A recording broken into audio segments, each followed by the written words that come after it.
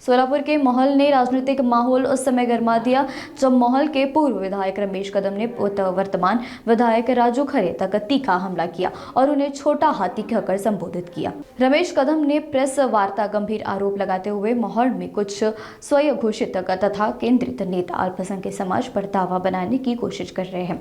उन्होंने कहा कि कल शाम मोनरेट समुदाय के कुछ युवाओं को दारू पिलाकर मारपीट किए जाने की घटना सामने आई। कदम ने आरोप लगाया है कि मुस्लिम समाज को खुलेआम धमकाया जा रहा है और उन्हें दहशत में रखा जा रहा है। राजू खरे हा मी मागे देखील म्हटलं हा अक्कल शून्य आणि पात्रता शून्य असलेला लायकी नसलेला माणूस त्याने मागच्या निवडणुकीच्या वेळी स्थानिक नेत्यांना 15 करोड रुपये त्यांनी त्या ठिकाणी दिले आणि ते 15 कोटी रुपये देऊन त्याने राष्ट्रवादी काँग्रेस पार्टीच्या स्थानिक नेत्यांना विकत घेतलं आणि त्या पद्धतीने त्याने ते तिकीट घेतली। त्याच्या मेरिटवर त्याला तिकीट मिळालेलं नाही। त्याने जो पैसा वाटला त्या पैशाच्या माध्यमातून त्याला तिकीट मिळाली आणि एमएमआरडीएचा अनिल कुमार गायकवाड नावाचा एक भ्रष्ट अधिकारी आहे। हा भ्रष्ट अधिकारी त्याला हा करोडो रुपयांचा पैसा देतो। अशा पद्धतीने अनिल कुमार गायकवाडांचा पैसा एमएमआरडीएच्या वरिष्ठ अधिकाऱ्याचा पैसा हा या मागच्या निवडणुकीमध्ये वापरला गेला आणि त्या पैशाच्या जोरावर त्याला तिकीट मिळालेले आहे। त्या पैशाचा माज आणि मस्ती अजूनही राजू खरेच्या डोक्यामध्ये आहे। कोणत्याही पद्धतीची राजकीय पॉलिटिकल मॅच्युरिटी नसलेला हा विवेक शून्य असलेला मूर्ख नालायक छोटा हत्ती आहे। तर ह्याच्या भूमिकेने मोहोळ शहरवासियांना काही फरक पडत नाही। मोहोळ शहरातल्या लोकांना माहिती आहे की शरदचंद्रजी पवार साहेबांच्या नावावर आम्ही याला मतं दिली होती, याच्या नावावर मतं पडलेली नाहीत। त्यामुळे अशा लायकी नसलेल्या माणसावर आम्ही मोहोळच्या सगळ्या मतदारांनी दुर्लक्ष केलेलं आहे। ज्या पवार साहेबांच्या नावावर मोहोळ तालुक्यातल्या लोकांनी मतदान केलं त्या पद्धतीनेच येणाऱ्या मोहोळ नगरपालिकेला देखील शरदचंद्रजी पवार साहेबांच्या विचारांवर आणि त्यांच्या नावावर ही राष्ट्रवादी काँग्रेस पक्षाच्या तुतारी वाजवणाऱ्या माणसाच्या चिन्हावर बटन दाबून पुन्हा भरघोस मतं ग्रामीण भागात ग्रामीण भाषेत सांगायचं म्हटलं तर पोत्याने मतं निश्चितपणाने पडतील असा आमच्या सर्व कार्यकर्त्यांना ठाम विश्वास आहे। एका स्वयंघोषित नेत्याने तो स्वतः दारूच्या नशेत होता आणि दारूच्या नशेत मुस्लिम समाजाच्या लहान मुलांना त्यांनी मारण्याचा प्रयत्न केलेला आहे।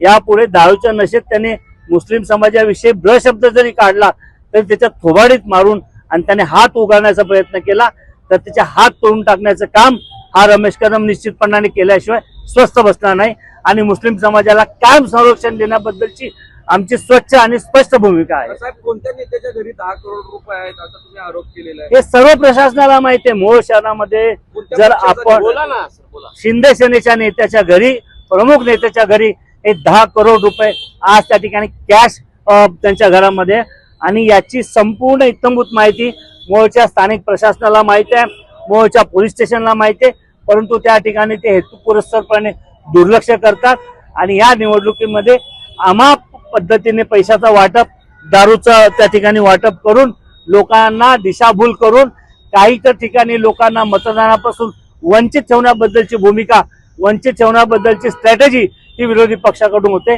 परंतु मी आमदार असताना केलेली कामं आणि राष्ट्रवादी काँग्रेस पार्टी शरदचंद्रजी पवार पक्षाची असलेली 80% समाजकारण आणि 20% राजकारणाची भूमिका घेऊन आम्ही विकासाच्या जोरावर मोहोळ शहर वासियांकडनं मतं मागणार आहोत।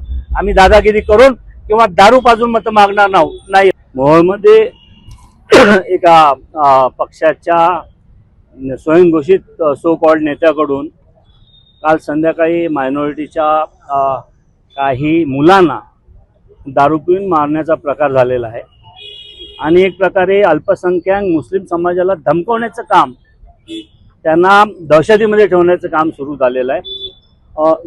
त्या मुस्लिम समाजाला असं धमकवण्यात येत आहे की तुम्ही आम्हाला मत देणार नाही हे आम्हालाही माहीत आहे, पण तुम्ही आम्हालाही मत द्यायचं नाही किंवा कोणालाही मत द्यायचं नाही, तुम्ही मतदानासाठी जायचंच नाही, अशा प्रकारची दादागिरी मोहोळमध्ये मुस्लिम समाजावर केली जात आहे। त्या नेत्यांना मी आज या रॅलीद्वारे सांगू इच्छितो, मुस्लिम समाजाच्या एकाही मुलाला किंवा कार्यकर्त्याला जर हात लागला तर निश्चितपणाने हा रमेश कदम ते हात तोडल्याशिवाय अजिबात राहणार नाही। माझ्यावर ऑलरेडी 14 केसेस आहेत, त्याच्यात आणखीन एखाद केस झाली तरी मागे पुढे हटणार नाही आणि मोहोळच्या मुस्लिम समाजाला हा रमेश कदम त्यांच्यावर कुठलाही अन्याय होऊ देणार नाही हा शब्द या रॅलीच्या निमित्ताने देतो आणि मुस्लिम समाजावर उगावणारे प्रत्येक हात त्यांचे हात पाय तोडून टाकण्यासाठी हा रमेश कदम आणि त्यांचे कार्यकर्ते कायम पुढे राहणार आहेत. कधी नव्हे तो पैसा, कधी नव्हे तेवढा पैसा या मोहोळ नगरपालिकेच्या निवडणुकीच्या निमित्ताने मोहोळ शहरामध्ये आलेला आहे. मी निश्चितपणाने ते राजकीय नेत्याचं नाव येणाऱ्या काही सभांमध्ये निश्चित समारोपाच्या सभांमध्ये घेणार आहे. त्या राजकीय नेत्याच्या घरामध्ये आज 10 करोड रुपये कॅश आहे आणि या संबंधातली माहिती मोहोळ पोलीस स्टेशनच्या PI इलेक्शन निवडणूक अधिकाऱ्यांना देखील माहिती आहे. परंतु त्यांच्यामध्ये असलेली साठगाठ आणि त्यांच्यामध्ये असलेली मिलीभगत यामुळे या पैशावर छापा टाकला जात नाही. अशा प्रकारे मोहोळ शहरातील मतदारांना दारू, मटण आणि पैसा अशा पद्धतीचं वाटप या काही कालपासून सुरू झालेलं आहे. या मोहोळ शहराचा मतदार हा सुजाण आहे, सुसंस्कृत आहे. या मोहोळ शहराला एक सांस्कृतिक वारसा आहे.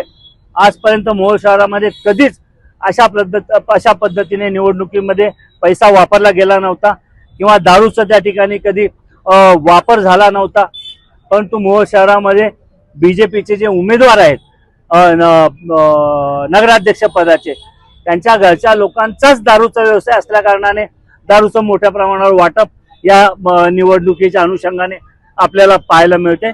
आणि मला खेद वाटतो की निवडणुकीमध्ये तुम्ही विकासाचं विजन, तुम्ही केलेली कामं किंवा तुम्ही मोहोळ शहरासाठी पुढे भविष्यामध्ये काय करणार आहात त्या विकास कामांचा उल्लेख करण्यापेक्षा आणि त्या विकास कामांच्या जोरावर मतं मागण्यापेक्षा दारू, पैसा, मटण आणि दहशतीच्या जोरावर ही निवडणूक लढली जात आहे. परंतु ही निवडणूक धनशक्ती विरुद्ध जनशक्ती अशा पद्धतीची निवडणूक राहणार आहे. मी या रॅलीच्या निमित्ताने मोहोळच्या मुस्लिम समाजाला शब्द देतो की यापुढे तुमच्या केसालाही धक्का लागणार नाही आणि तुमच्यावर कोणीही हात उगारण्याचा प्रयत्न केला तर त्याचे हातपाय तोडून टाकू अशा पद्धतीचं तुम्हाला आश्वासन देतो. आणि तुम्हाला पूर्ण संरक्षण या निवडणुकीनंतरही मोहोळ शहरामध्ये मी स्वतः माझं घर बांधून राहणार आहे आणि कायम मुस्लिम समाजाच्या मागे त्यांच्या भावाप्रमाणे असा ठामपणाने उभं राहणार आहे. माझ्या दलित समाजाच्या सोबत देखील कायम राहणार आहे. मोहोळ शहरामधला जो वंचित घटक आहे, जो उपेक्षित घटक आहे, त्या उपेक्षित घटकाला विकासाच्या मुख्य प्रवाहात आणण्यासाठी सातत्याने प्रयत्नशील राहणार आहे.